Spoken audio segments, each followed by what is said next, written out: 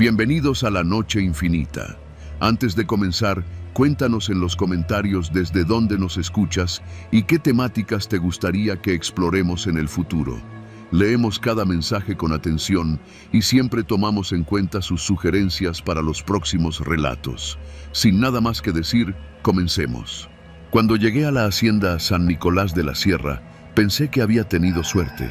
No era fácil encontrar chamba fija en esos días.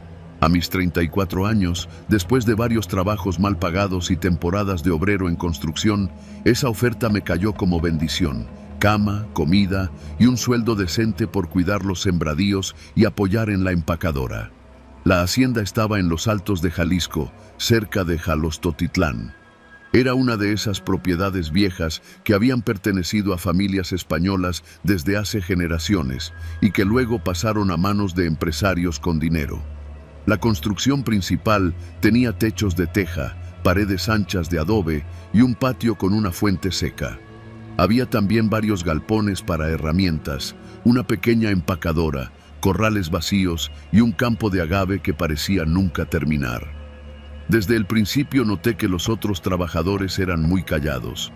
Había unos 10 en total, hombres de campo curtidos, más viejos que yo, y algunos jóvenes que apenas hablaban entre sí. Me asignaron el turno de la madrugada, junto con un tal Salomón, que tenía la cara surcada de arrugas y una mirada esquiva. «Aquí se trabaja en silencio, mijo», me dijo la primera noche, mientras caminábamos entre hileras de agave bajo la luz de una linterna vieja. No pregunté por qué, me limité a observar. A lo lejos se veía el brillo tenue de la empacadora funcionando y el humo de la cocina del personal. Todo parecía tranquilo. Pero al tercer día, las cosas empezaron a cambiar. Esa mañana noté que faltaban 2 trabajadores. Uno de ellos, Chema, un tipo moreno de bigote grueso, que apenas el día anterior había estado deshiervando junto a mí.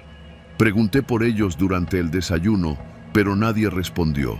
El capataz, un tipo de apellido Salcedo, alto, canoso, con botas relucientes, entró a la cocina y anunció con voz seca: «A quien no le guste cómo se hacen las cosas aquí, tiene la puerta abierta, pero si se va, que no regrese». Dicho eso, clavó la mirada en nosotros como si fuéramos ganado. Nadie dijo una palabra. Solo escuché como uno de los más viejos murmuraba algo como: «Ya se lo llevó la sierra», pero cuando volteé a preguntarle, bajó la cabeza. Esa noche, cuando me tocó el turno con Salomón, aproveché que el viejo estaba más hablador de lo normal y le pregunté por los compañeros que faltaban. «A veces pasa, muchacho», me dijo sin mirarme. «El campo se traga a los que hablan de más». Pensé que se refería a serpientes, alimañas o a un accidente, pero su tono no era de advertencia, sino de resignación. Algo no encajaba. Con el paso de los días, noté que había normas que nadie decía, pero todos seguían. Nunca se trabajaba cerca del corral viejo, aunque estaba en desuso. Nadie entraba a la bodega más grande después del anochecer, aunque muchas veces se escuchaban ruidos adentro. El capataz pasaba cada tarde a supervisar, siempre con un radio que parecía no funcionar, y cada vez que alguno de los trabajadores le preguntaba algo fuera de lugar, lo aislaban del grupo. Eso le pasó a Ismael, un joven moreno, flaco, con cara de no romper un plato. Había preguntado, durante la comida, que por qué ya iban 3 desaparecidos y nadie decía nada. Salcedo no dijo nada en el momento, pero al día siguiente, Ismael fue enviado a trabajar solo a una sección del campo que quedaba lejos, al otro lado del cerro. Nunca volvió a comer con nosotros. 3 días después, desapareció. «Seguro se fue en la madrugada», dijo el capataz cuando preguntamos. Pero sus cosas seguían ahí, su camastro intacto, su ropa colgada. Nadie le creyó, pero nadie se atrevió a decirle lo contrario. Fue Salomón quien me advirtió con claridad una noche mientras compartíamos un cigarro. «No te metas en broncas, chavo. Aquí lo que se siembra no es solo agave. Hay cosas que se entierran y se callan. Ya no pude dormir esa noche. Me levanté como a eso de las 3, con la boca seca y la cabeza llena de pensamientos. Caminé hacia la bodega vieja, donde decían que no se debía entrar. Me escondí entre unos costales. Vi cuando Salcedo llegó con 2 tipos que no eran del rancho. Traían linternas potentes, mochilas grandes y unas palas. Abrieron la bodega con una llave que llevaba colgada al cuello. Entraron y estuvieron ahí por más de media hora. Yo no me moví. Me temblaban las piernas. Cuando salieron, uno de los tipos iba sudando, con la camisa empapada. Escuché que uno decía: ese último ya se estaba poniendo difícil. Casi lo alcanzan a ver. Salcedo solo dijo: esto se repite cada año, ya lo sabes. Aquí nadie hace preguntas. Yo quería salir corriendo, pero si lo hacía, me veían. Al día siguiente, durante la comida, Salcedo se acercó a mí por primera vez. ¿Todo bien, Manuel?, preguntó. Su tono era cortés, pero sus ojos no. Sí, señor, respondí, tratando de no temblar. ¿Seguro? Dicen que no dormiste bien anoche, que andabas caminando por los galpones. No respondí. Él sonrió, me dio una palmada en el hombro y se alejó. Esa noche hice mi mochila. No había transporte en la zona, pero me largué caminando por la brecha, sin luz, sin decir nada a nadie. Caminé por más de 5 horas hasta que encontré una carretera secundaria donde pasaban trailers. Nunca volví a Jalisco. No denuncié. ¿A quién le iba a decir? ¿Con qué pruebas? Pasaron ya 5 años desde aquello. Hoy trabajo en una gasolinera en San Luis Potosí. Nadie sabe lo que vi. A veces me despierto pensando en Ismael, en Chema, en los otros, y en lo que sea que ocultaba esa bodega. No eran fantasmas, no eran espíritus, era algo peor, gente viva haciendo cosas horribles con total impunidad. Porque el verdadero terror no está en lo que no entendemos, sino en lo que entendemos demasiado bien.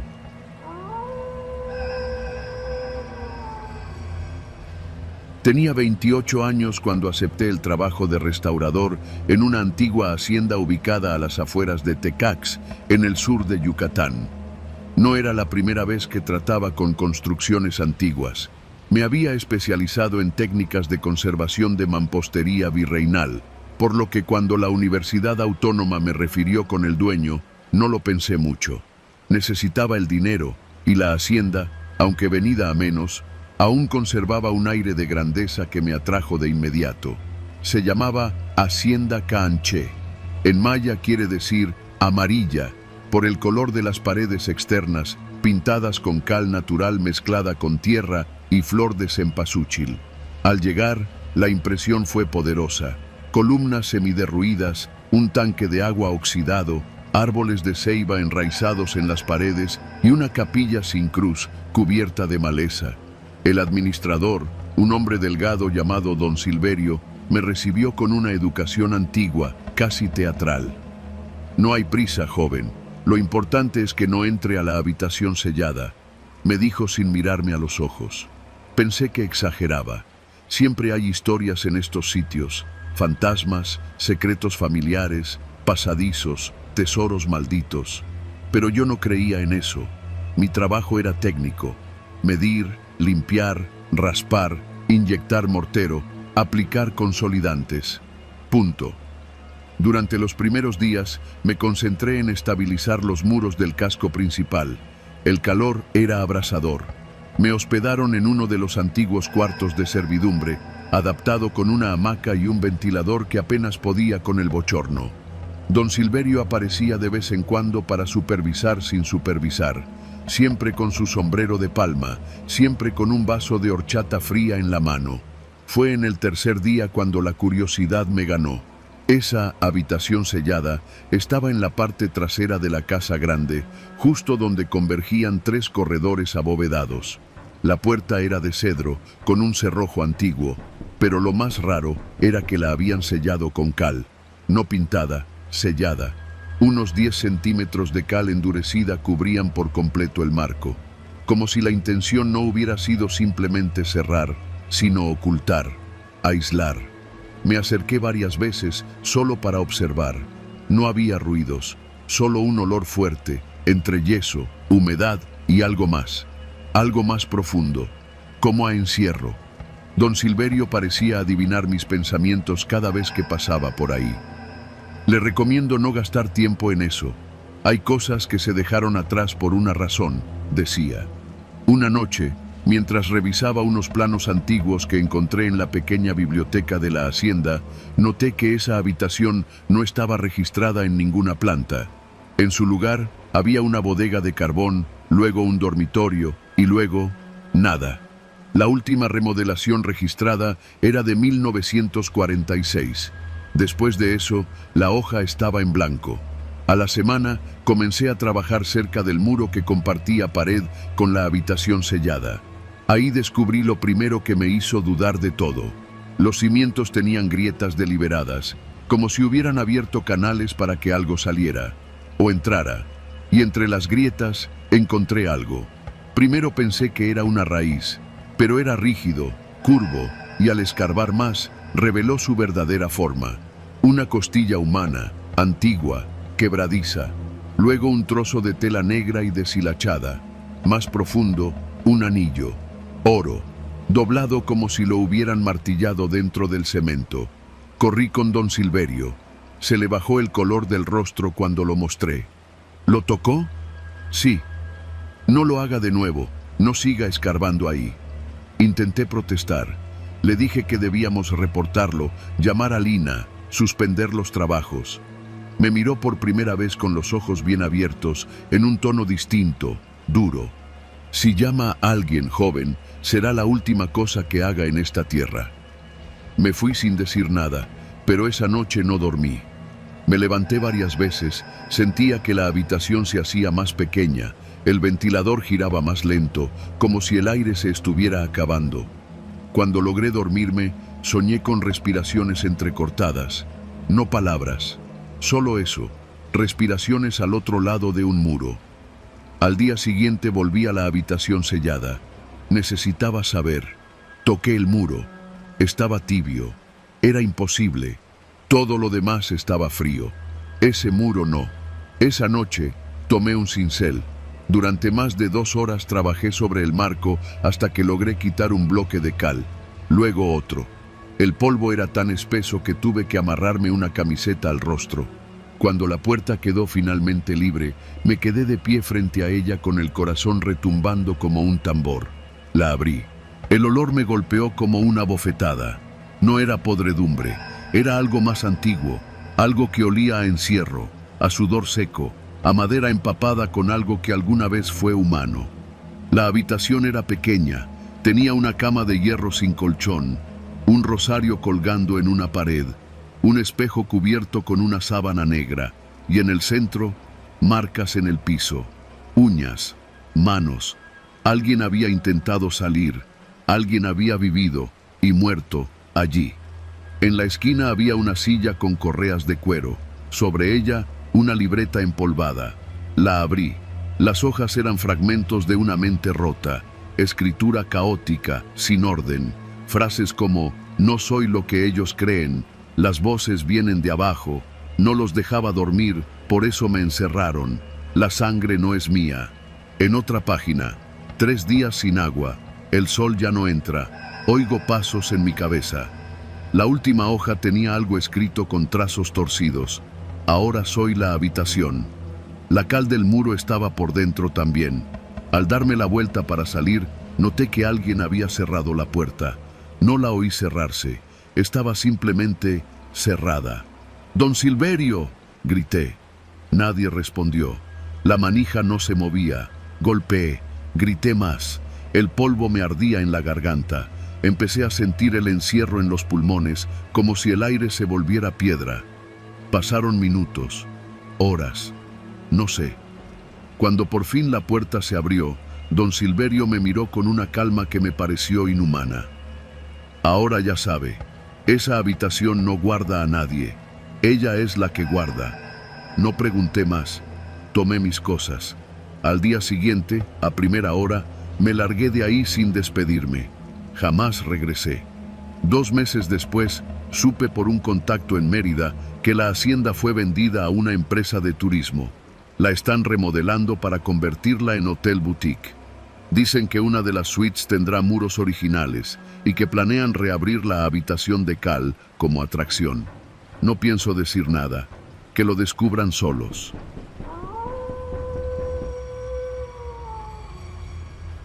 Hace unos años, cuando aún vivía en la Ciudad de México, conocí a Karina en una exposición de arte en Coyoacán. Era de esas personas que te enganchan sin esfuerzo, con una mezcla de inteligencia, misterio y un humor muy ácido. Después de varios meses de salir, me invitó a pasar unos días en la hacienda de su familia, cerca de Valladolid, en Yucatán. Era enero, yo tenía vacaciones acumuladas, y la idea de escapar del bullicio capitalino sonaba como un regalo. «Es antigua», me advirtió, cuando subimos al ADO en la Terminal del Sur, pero muy tranquila, rodeada de monte y silencio, ideal para desconectarse. Llegamos al día siguiente. La hacienda estaba a unos 15 minutos del centro de Valladolid, escondida detrás de una vereda de tierra y piedras sueltas. Era una estructura amplia, de techos altos y paredes de un verde deslavado por los años. Karina me contó que su abuelo la había comprado en los años 70 y aunque tenía años sin habitarse, la conservaban por nostalgia. Me pareció un sitio hermoso, casi cinematográfico. Esa primera noche todo fue normal. Cenamos en el centro con unos amigos de Karina, tomamos unas cervezas y regresamos cerca de la medianoche. El silencio era espeso, total. Ni los grillos se oían. Dormimos en una de las habitaciones del fondo, donde el calor parecía concentrarse en las paredes como si la piedra hubiera absorbido el sol del día. Lo extraño comenzó la segunda noche. Me desperté alrededor de las 3 de la mañana, no por un ruido ni por un mal sueño. Fue algo más sutil, más interno, como cuando sabes que alguien te está mirando, aunque no puedas explicarlo. Abrí los ojos y todo estaba oscuro. La única luz era la del foco del patio, que se colaba débilmente por una ventana con cortinas gruesas. No vi nada, pero el aire se sentía diferente. No frío, no caliente, solo denso. Miré a Karina. Dormía profundamente, con el brazo colgando del lado izquierdo de la cama. Me senté un momento, bebí agua del vaso en el buró y volví a acostarme. Antes de cerrar los ojos, sentí algo que todavía hoy me cuesta explicar. La certeza de que alguien más estaba dentro de la habitación. No escuché pasos, no vi movimiento, pero lo supe. Como se sabe cuando alguien te sigue en la calle, aunque no voltees. Esa sensación que te enciende los nervios, que te hace querer correr sin saber por qué. Me levanté al día siguiente sin decir nada. Karina tampoco comentó nada raro, pero yo pasé todo el día con la cabeza tensa, como si tuviera una punzada constante detrás de los ojos. La tercera noche fue peor. Volvimos a la hacienda temprano, cerca de las 10. Karina se metió a bañar y yo me quedé solo en la habitación, revisando unos mensajes. Me llamó la atención que el espejo grande del armario, uno de cuerpo completo, antiguo, con marco de madera tallada, tenía una ligera capa de polvo. Me acerqué para limpiarlo con la manga de mi camisa, pero al hacerlo noté algo que me hizo fruncir el ceño. Había marcas de dedos, no de una sola pasada, eran varias, como si alguien hubiera presionado suavemente los dedos contra el cristal, desde adentro. No le dije nada a Karina. Me sentí idiota. Tal vez era el polvo mismo, mal distribuido. Tal vez era mi cabeza sugestionada por el silencio de ese lugar. Esa noche me costó más dormir. Me quedé mirando al techo durante horas, escuchando los ruidos de la vieja estructura. La madera crujía con el cambio de temperatura, el zumbido de algún insecto sonaba cerca de la cortina, y el reloj viejo en el pasillo marcaba cada media hora con un clac hueco. Me dormí después de la 1 y desperté a las 3, otra vez. Esta vez no abrí los ojos de inmediato. Sentí la mirada antes que nada, esa certeza abrasiva, pero ahora era más clara, más insistente. Me dolía el estómago, me sudaban las palmas. Abrí los ojos muy despacio. La habitación estaba igual, oscura, silenciosa, pero el espejo estaba distinto. Vi movimiento. Fue tan leve que pensé que lo había imaginado. Pero no. Alguien había pasado justo frente al espejo, no en la habitación, no reflejado, alguien dentro del espejo. Me levanté de golpe, tropecé con las sábanas y encendí la lámpara. Nada. El espejo me devolvía mi propio reflejo, borroso por la suciedad. Karina se despertó, confundida. ¿Qué pasa? Nada. Tuve una pesadilla, le mentí. Ya me pasó. ¿Quieres que dejemos la luz prendida? Asentí. Me recosté otra vez, pero no dormí. Me quedé viendo el techo, escuchando la casa. En algún momento, la lámpara se apagó sola. Pensé que era la pila, pero era de cable. No volví a dormir. A la mañana siguiente fui a caminar solo. Necesitaba pensar. Me alejé por el monte, por un camino que llevaba a una vieja noria. Respiré hondo, pero no me calmé. Esa noche decidí dormir en otra habitación. No se lo dije a Karina. Solo le inventé que me dolía la cabeza por la humedad y que dormiría en la que tenía ventilador. Ella no se molestó. Me dio un beso y me deseó buenas noches. Hace unos años, cuando aún vivía en la Ciudad de México, conocí a Karina en una exposición de arte en Coyoacán. Era de esas personas que te enganchan sin esfuerzo, con una mezcla de inteligencia, misterio y un humor muy ácido. Después de varios meses de salir, me invitó a pasar unos días en la hacienda de su cerré, la puerta con llave. Revisé debajo de la cama, detrás de la cortina. Apagué la luz y me acosté. A las 3:12 abrí los ojos. No me despertó ningún ruido. Fue el mismo impulso extraño. Me incorporé muy despacio. Esta vez no había espejo. La habitación era distinta, más chica, más sencilla. Pero al girar la vista hacia la puerta, noté algo que me heló por dentro. La perilla se movía. No bruscamente. Se movía apenas, como si alguien estuviera probando si podía abrir sin hacer ruido. Y entonces lo escuché. Una respiración, justo del otro lado. Me levanté sin hacer ruido. Me acerqué despacio a la puerta y me pegué a ella. La respiración era real. Un ritmo bajo, contenido, como si quien estuviera del otro lado se esforzara por no ser detectado. Me quedé congelado. No supe cuánto tiempo pasó. Tal vez un minuto, tal vez más. Después, la respiración se fue alejando. No abrí la puerta. Amanecí sentado en la cama, con la espalda apoyada en la pared y un desarmador en la mano que encontré en un cajón. Cuando Karina me vio por la mañana, supo que algo andaba mal. Me lo sacó a fuerza. ¿Crees que alguien entró a la hacienda?, preguntó, pálida. No lo sé, pero hay algo raro, como si alguien más viviera aquí, como si te observaran. Asentí. Karina se mordió el labio y miró hacia la casa. Eso mismo decía mi abuelo, ¿sabes? Que no importaba en qué cuarto durmiera, siempre sentía lo mismo, como si la casa lo vigilara mientras dormía. Me fui esa misma tarde, no por miedo a lo desconocido, sino porque entendí algo. No era la casa, era alguien, una persona. Tal vez un antiguo cuidador, tal vez un pariente con problemas, tal vez un intruso que nadie había detectado. No lo sé.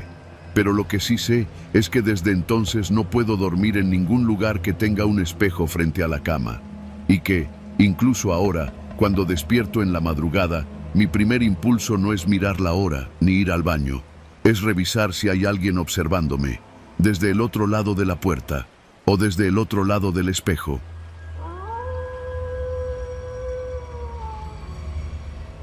Siempre supe que aceptar aquel encargo era una mala idea. No porque fuera peligroso, al menos no en el papel, sino porque había algo en la voz del viejo que me contrató que no me terminó de cuadrar. Hablaba lento, pausado, como si cada palabra saliera con dificultad. Me contactó a través de un primo que trabaja en remodelaciones de casas viejas en el Bajío. Me dijo que un señor de San Luis Potosí necesitaba a alguien fuerte y discreto para ayudar con una limpieza en su hacienda familiar, que llevaba cerrada casi 20 años. El pago era bueno, la estancia y la comida incluidas. Sonaba a vacaciones pagadas con trabajo físico de por medio. Me encontraba sin chamba fija en ese momento, así que acepté. Me dijeron que la hacienda estaba a 1 hora del centro, rumbo a Villa de Zaragoza. que había que pasar por un camino de terracería, flanqueado por mezquites y nopaleras, hasta llegar a un portón grande, de esos de madera gruesa y herrajes oxidados. Desde que crucé ese portón, sentí que algo no estaba bien. La construcción era hermosa, aunque se notaba el abandono. Muros de adobe y piedra, patios interiores con fuentes secas, corredores infinitos con techos de vigas expuestas. Todo olía a polvo, humedad y tiempo. El encargado era un señor como de 70 años, que se hacía llamar Don Lauro. Nunca supe si era pariente del dueño o solo un trabajador viejo, pero se movía por la casa como si le perteneciera.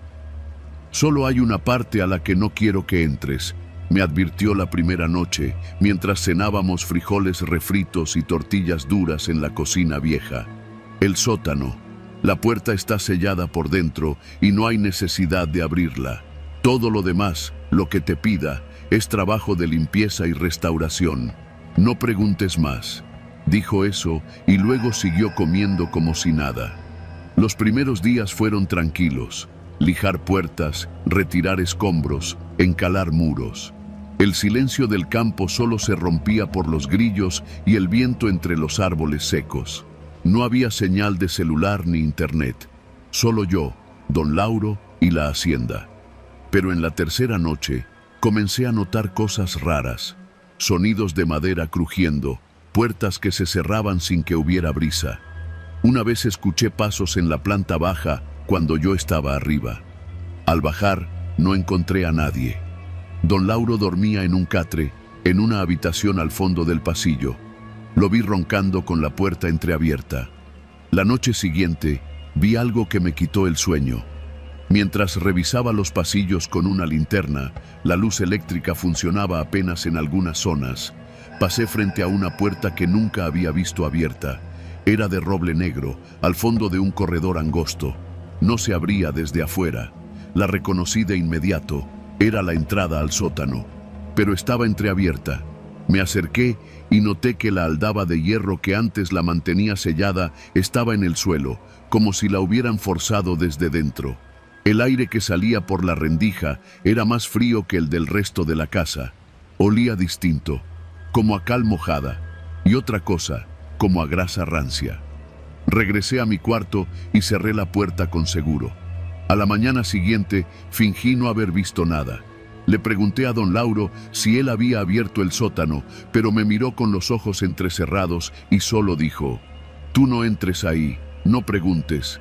No volví a insistir, pero durante el día aproveché que Don Lauro dormía para bajar a revisar. Me llevé una lámpara recargable, una cuerda y un tapabocas. Cuando empujé la puerta, esta rechinó como si no hubiera sido abierta en años, aunque yo sabía que la noche anterior estaba entreabierta. La escalera descendía en espiral, hecha de piedra tosca. El aire era cada vez más húmedo conforme bajaba. Al llegar al fondo, me encontré con un espacio amplio, sin ventanas, apenas iluminado por mi lámpara. Estaba lleno de objetos tapados con sábanas viejas, baúles, espejos, sillas rotas, una máquina de coser. Al fondo había una especie de altar improvisado, con veladoras apagadas, una figura de San Benito hecha de hierro y un diario empolvado. Cometí el error de abrirlo. Las primeras páginas eran relatos simples, con fechas de hace más de medio siglo. Había nombres, cuentas de ganado, notas sobre cosechas, pero luego el tono cambiaba. Comenzaban a hablar de la presencia, de la cosa que no duerme. Decía que se movía por los pasillos en la madrugada, que imitaba voces, que se escondía en los muros. No entendía si era un delirio o una confesión. Cerré el diario y salí de ahí lo más rápido que pude. Esa noche no dormí. Desde mi cuarto escuché pasos arriba de mí cuando sabía que no había otro piso. Después, el sonido de alguien arrastrando algo pesado por el pasillo. Luego, una voz. Mi voz. ¿Quién está ahí? Era mi propia voz, repitiendo esa frase como un eco imposible. No me atreví a salir. Al amanecer fui con Don Lauro. Le conté todo, esperando una explicación. «¿Bajaste, verdad?», dijo sin sorpresa. «Ya lo sabes». Le exigí que me dijera qué estaba pasando, que me iba a ir de ahí. «Ya no puedes irte». Me reí. Le dije que sí podía, que en cuanto amaneciera bien, me iba caminando si era necesario. No me refería a ti, dijo, me refería a mí. Y entonces entendí algo. Don Lauro no era un cuidador, era un custodio. Esa tarde empaqué mis cosas, alisté mi mochila, agarré lo que quedaba de comida y me dirigí al portón. Estaba cerrado, con candado, un candado enorme y oxidado que no había notado antes. Don Lauro no apareció en todo el día. Regresé a la hacienda, buscando una herramienta para forzar la salida. Pero cada cuarto parecía distinto, como si se reacomodaran, como si los pasillos se alargaran. La estructura ya no era la misma. La casa se estaba cerrando sobre mí. Corrí al sótano. Pensé en buscar otra salida desde ahí, una puerta trasera, algo. Y fue entonces que la escuché. Desde el fondo del sótano, más allá de los trastos viejos, más allá del altar, algo se movía. No la vi del todo, pero la sentí. Su respiración, baja, húmeda, justo detrás de uno de los tapices que colgaban del muro. Me escondí entre dos baúles y apagué la lámpara. Pasaron minutos, u horas, no sé. Cuando volví a subir, el portón estaba abierto. Salí corriendo sin mirar atrás. Caminé por horas hasta encontrar un rancho. Pedí ayuda, inventé que me habían asaltado y me dejaron llamar a mi primo. Nunca le conté lo que realmente pasó. Han pasado 3 años. Todavía sueño con esa casa y a veces, cuando me despierto en la madrugada, siento que algo se mueve bajo las tablas del piso, como si hubiera algo allá abajo, esperándome.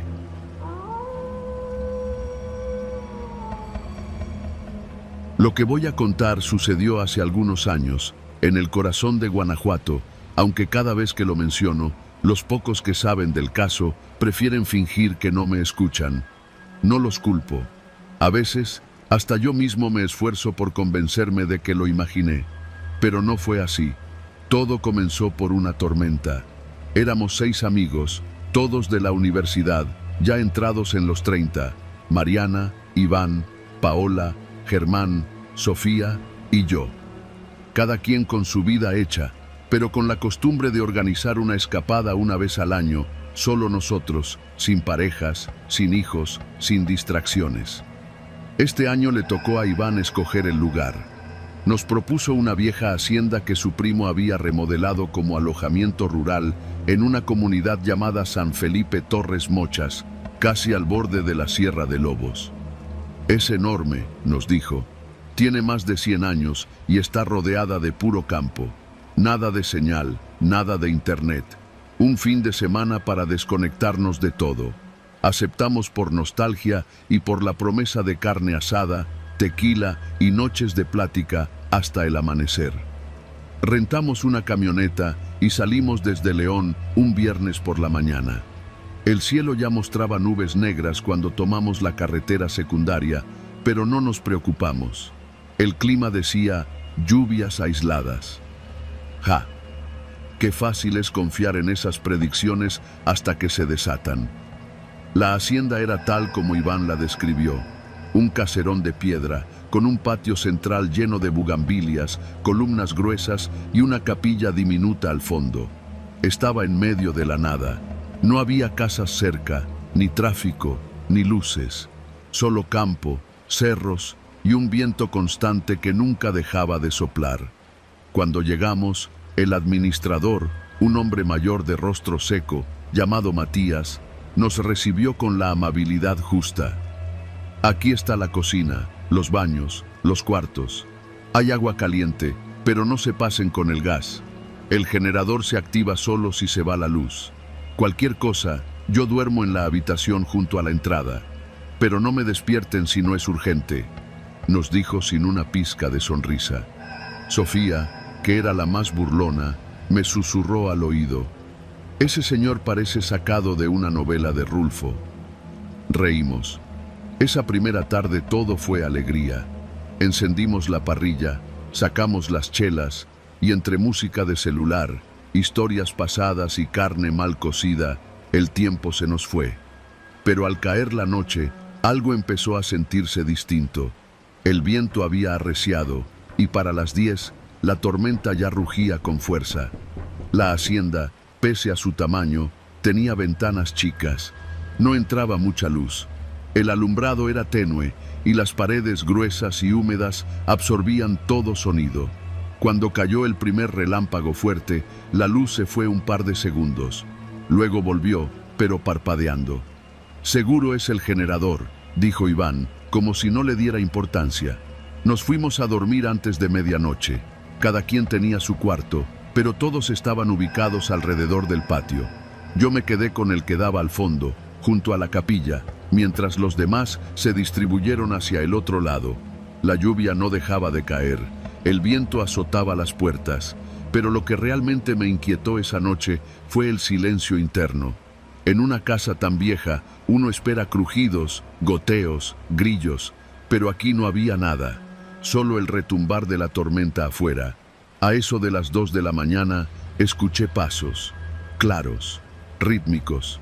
Pensé que alguno de los demás había salido al baño, pero los pasos no se alejaban. Se detenían justo frente a mi puerta. Esperaban. Luego seguían hacia la capilla.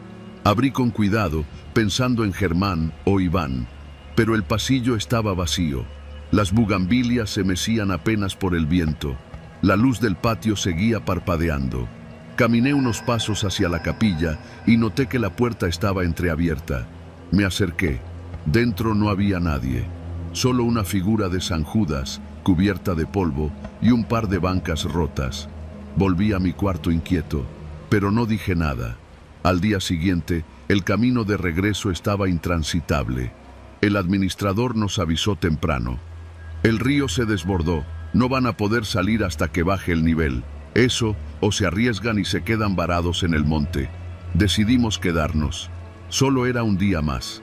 Pasamos la mañana jugando cartas, cocinando con lo que quedaba y tratando de que no se notara la incomodidad creciente.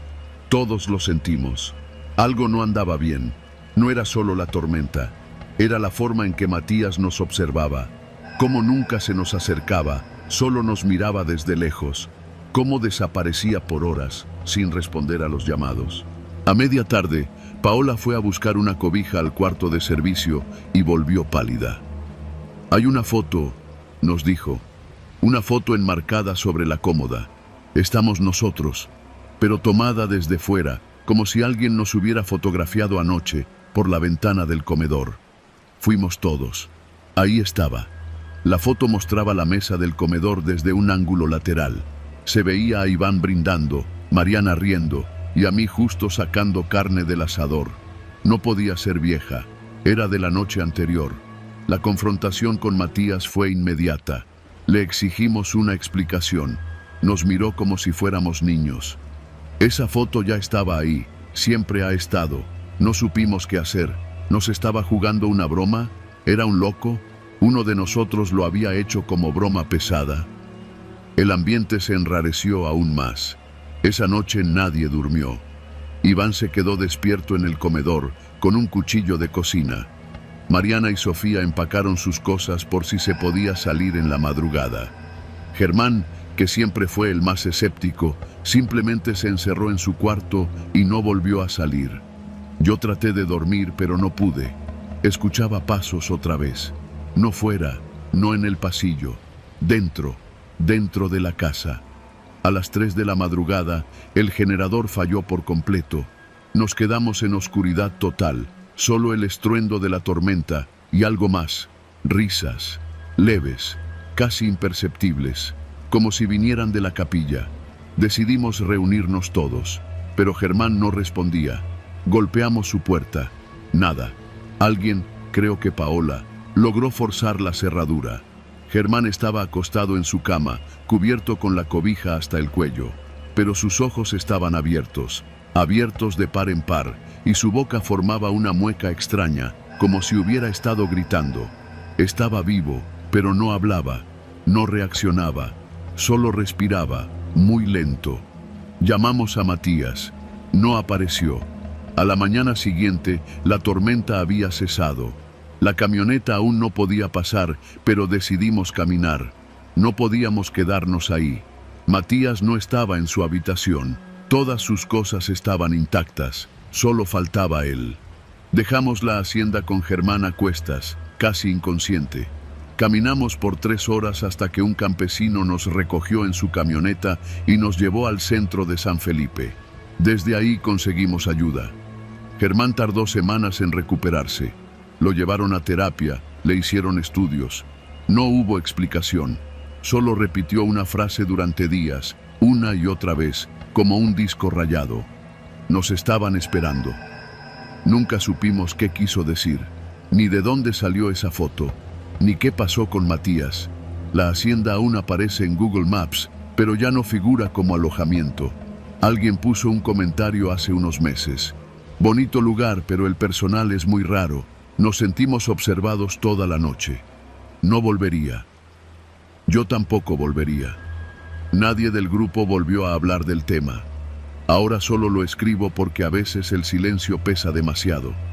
Porque hay lugares donde uno no debería quedarse, sin importar lo que prometan. Porque hay casas que no están vacías, aunque lo parezcan. Y porque no importa lo que digan, en esa hacienda, alguien más estaba con nosotros.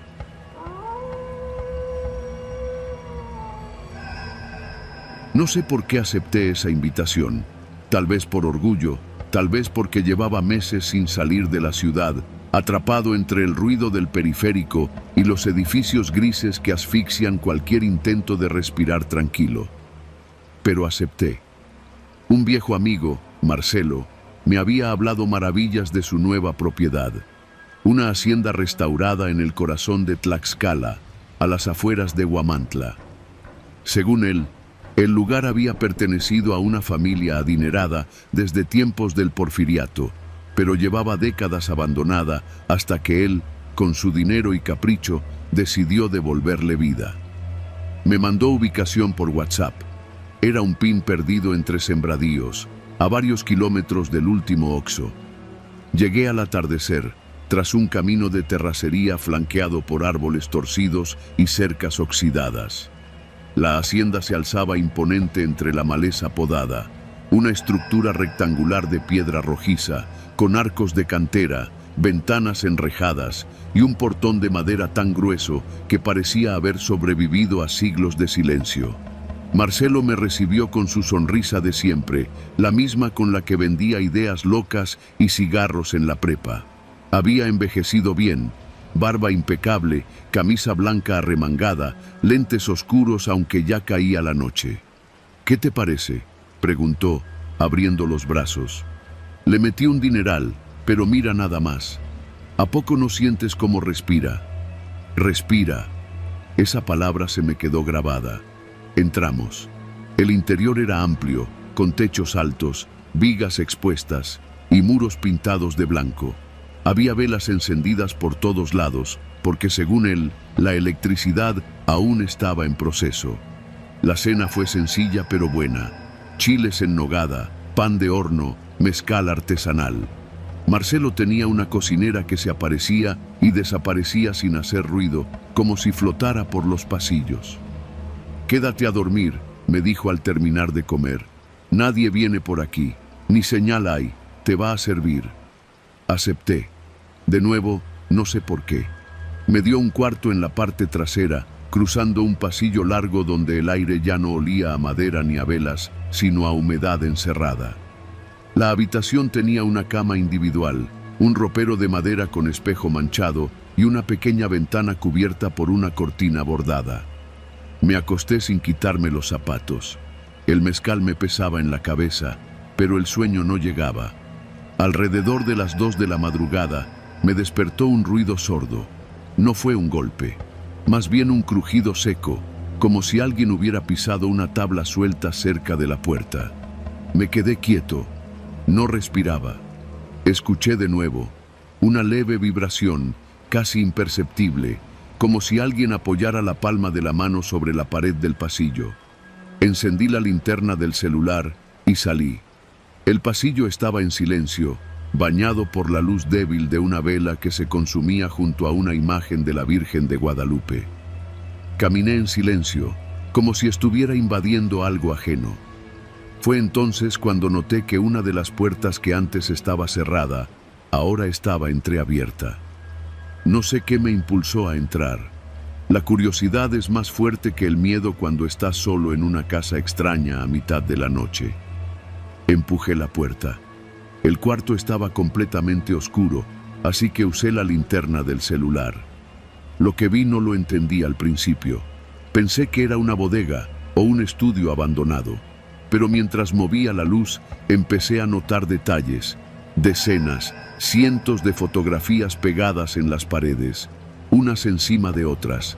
Algunas estaban clavadas con tachuelas, otras con cinta amarilla, otras simplemente colgaban de hilos como ropa secándose al sol. Me acerqué. La mayoría eran en blanco y negro, otras a color, como tomadas con cámaras analógicas de los 90. En todas aparecía yo, solo yo, en diferentes momentos de mi vida, caminando por la UNAM, bajando del Metrobús en Insurgentes, saliendo de un 7, platicando con alguien en una banqueta de la colonia Roma, incluso una en la que estaba dormido en mi departamento. Reconocí la camiseta que usaba y hasta el vaso de agua que había dejado en la mesita de noche esa semana. Sentí que el cuerpo se me congelaba. Era imposible. Nadie tenía esas fotos. Ni siquiera yo recordaba esos momentos. Había algunas tan viejas que no sabía quién pudo haberlas tomado. Otras eran recientes, de hacía días, semanas. Una de ellas me mostraba saliendo del gimnasio, con el cabello húmedo, viendo mi celular. Otra era de hacía 2 días, entrando al estacionamiento del trabajo. Miré hacia atrás. El pasillo seguía vacío. Quise pensar que era una broma de Marcelo, una de muy mal gusto, que contrató a alguien, que usó cámaras escondidas, no sé, pero había algo en el cuarto que no coincidía con una broma. Las fotos estaban organizadas, clasificadas. Algunas estaban marcadas con fechas escritas a mano. Otras tenían comentarios en el reverso. Levanté una. No hizo contacto visual esta vez, decía. Otra. Lo sigue viendo todo, casi nos descubre. En el centro del cuarto había una silla, negra, metálica. Frente a ella, una cámara de video sobre un trípode, apuntando hacia la silla, como si alguien se sentara ahí a observar las fotos durante horas. El pánico se me clavó en el pecho. Volví corriendo al cuarto, cerré la puerta con seguro y arrastré el ropero frente a ella. Encendí el celular, sin señal. Revisé la ventana, enrejada. No pude dormir. Apenas amaneció, salí con la mochila al hombro. Marcelo me esperaba en la cocina, tomando café como si nada. ¿Dormiste bien?, preguntó con una sonrisa. ¿Qué hay en ese cuarto del fondo? No respondió. Solo siguió tomando café. Cuando me acerqué a la puerta, vi algo que no había notado antes. Una foto mía pegada con un imán sobre el refrigerador.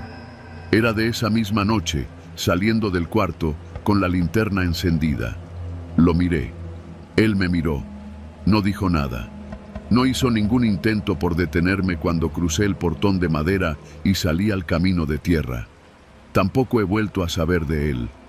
Regresé a la ciudad con el corazón apretado, pero con la certeza de que si esa noche me hubiera quedado un minuto más en ese cuarto, sentado en esa silla, viendo esas fotos, me habría quebrado para siempre. Desde entonces, cada vez que paso frente a un poste con cámaras o alguien me ve por más de 2 segundos en la calle, siento el mismo vacío en el estómago, el de saber que hay alguien o algo allá afuera que sabe demasiado de mí y no deja de mirar.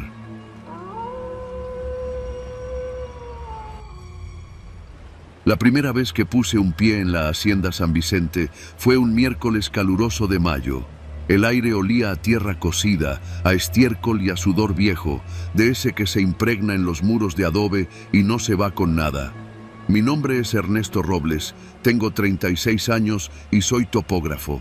Me habían contratado para supervisar una obra de restauración en una ex hacienda al norte del estado de Jalisco, a medio camino entre Lagos de Moreno y San Felipe. El dueño, un tal ingeniero Chavero, tenía planes de convertirla en un complejo turístico, de esos con encanto rural que tanto gustan a los extranjeros. Yo solo debía levantar el plano general del terreno, ubicar los viejos límites de propiedad y marcar dónde podrían construir sin comprometer estructuras antiguas. Cuando llegué, Me recibió Daniel, el capataz. Un tipo seco, mayor, de mirada desconfiada. Ni un buenos días me dio, solo me señaló la entrada lateral con la barbilla y me advirtió: no se meta donde no lo llamen ingeniero. Aquí la gente no habla mucho. Me pareció un comentario extraño, pero lo tomé como simple advertencia de alguien que no quería que me metiera en su rutina. El lugar, sin embargo, era impresionante. A pesar del abandono, la construcción seguía en pie. Muros gruesos, techos altos, corredores largos con pilares de cantera y un patio central con una vieja fuente seca. Algunas zonas estaban acordonadas porque tenían daño estructural. Dormiríamos en una casona contigua que alguna vez fue para los trabajadores. La primera noche me costó dormir, no por miedo ni por incomodidad, sino por el calor y el zumbido incesante de los insectos. Pero lo que realmente me perturbó fue lo que escuché cerca de las 2 de la madrugada.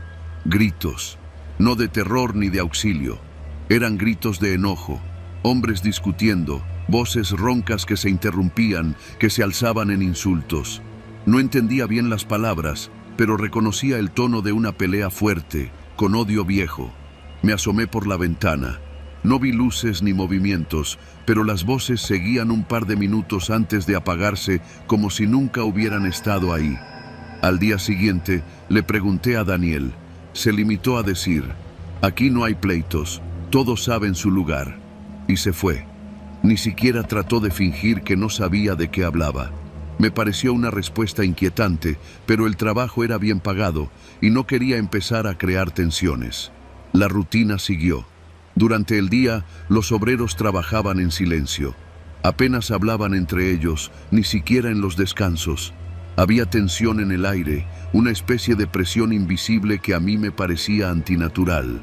Yo intentaba hacer mi trabajo sin molestar a nadie, pero empecé a notar cosas. Herramientas que desaparecían y luego aparecían en lugares imposibles, marcas en el suelo que nadie admitía haber hecho, miradas fugaces entre los trabajadores, como si se vigilaran entre ellos.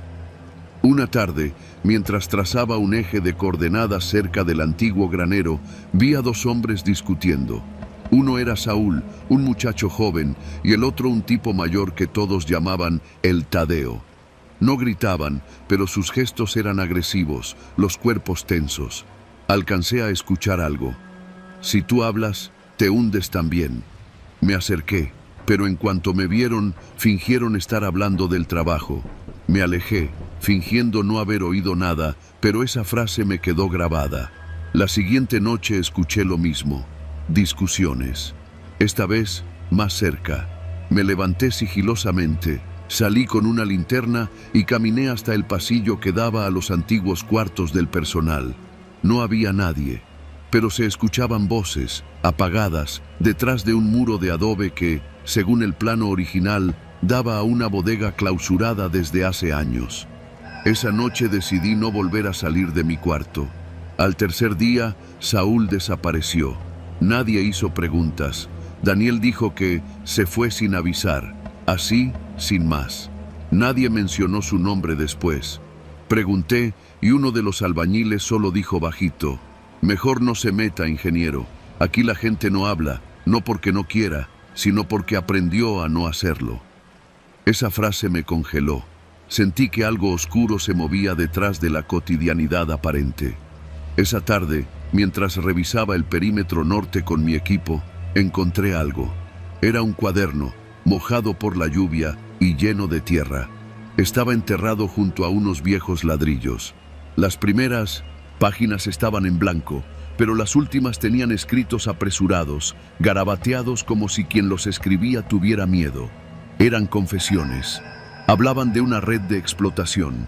Los peones no estaban ahí solo por el salario, eran familiares de gente endeudada con el ingeniero Chavero. Campesinos que trabajaban por protección, gente traída del sur a quienes les retenían sus identificaciones, sus celulares. Nadie sabe dónde estamos. Si hablo, me desaparecen como a los otros, decía uno de los párrafos. Me quedé helado, todo encajaba. Las discusiones nocturnas, el silencio constante, el miedo en las miradas. No era que la gente no hablara, era que no podía, o peor, que sabía lo que le pasaba al que hablaba. Pensé en irme, denunciar, avisar a las autoridades. Pero estaba en medio de la nada. La hacienda tenía un solo camino de salida, vigilado. Si decía algo, me arriesgaba a no salir nunca. Decidí quedarme un día más y actuar con cautela. Esa noche, los gritos fueron distintos, más cercanos, más intensos, como si alguien estuviera siendo golpeado. Me levanté temblando y salí solo con mi celular y una linterna. Caminé hasta el área del granero, donde la señal de voz parecía más fuerte, y ahí lo vi, una figura arrodillada, encapuchada, con las manos amarradas. 2 hombres lo rodeaban. Uno lo golpeó con un palo mientras el otro le decía: ¿así quieres hablar? ¿Con quién? ¿Con el ingeniero? ¿O con el forastero? Quise retroceder, pero pisé una piedra. El sonido los alertó. Corrí como nunca había corrido en mi vida, esquivando piedras, agachándome entre los matorrales. Llegué hasta la barda del fondo y me escondí detrás de un horno viejo. Ahí me quedé, respirando con dificultad, esperando que no me encontraran. No me buscaron. Tal vez pensaron que había sido un animal. Al amanecer, agarré mis cosas y fingí una llamada de emergencia. Le dije a Daniel que debía irme a Guadalajara por cuestiones familiares. No me pidió explicaciones, solo dijo: si alguien le pregunta, aquí no pasó nada, ¿sí? Asentí. No dormí esa noche. Al día siguiente, cuando ya iba en carretera, me detuve en una estación de servicio y con las manos aún temblando, redacté un correo anónimo al Ministerio Público. Incluí las coordenadas, una fotografía de la hacienda y escaneé las páginas del cuaderno. Nunca firmé con mi nombre. No sé si hicieron algo. Nadie me contactó, pero tampoco me buscaron. Desde entonces no he vuelto a trabajar en zonas rurales. Y cuando manejo por alguna carretera en Jalisco, evito mirar hacia los cascos viejos de las haciendas. Porque en San Vicente aprendí que hay lugares donde los gritos no se oyen, no porque estén lejos, sino porque todos han aprendido a guardar silencio, y el que no, desaparece.